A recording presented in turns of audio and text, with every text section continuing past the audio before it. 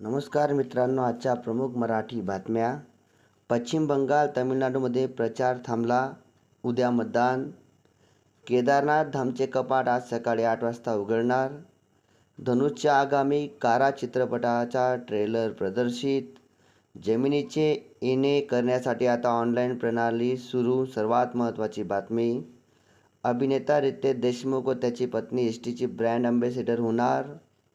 Lucknow super giants व Rajasthan Royals यांच्यात आज सायंकाळी 7:30ला लढत होणार. हैदराबादचा दणकेबाज विजय. दिल्ली 47 धावांनी पराभूत. पाकिस्तानचे हवाई क्षेत्र भारतासाठी 24 मेपर्यंत बंद. महाराष्ट्र गुजरात राहणार जास्त उष्ण. हवामान खात्याच्या प्रमुखांची माहिती. आयुष म्हात्रे स्नायुदुखीमुळे IPLमधून बाहेर. ॲपलचे CEO कुक यांचा राजीनामा. जॉन टर्नर धुरा सांभाळणार. PCB CETला 93% उपस्थिती. अक्षय तृतीयेच्या दिवशी राज्यात 32 बालविवाह रोखले. धुळे महापालिकेत 16 अधिकारी निलंबित.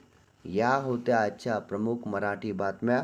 मित्रांनो, या बातम्या तुम्ही 2 ग्रुपला नक्की पाठवा आणि या चॅनलला लाईक आणि सबस्क्राईब करा. धन्यवाद. थँक्यू.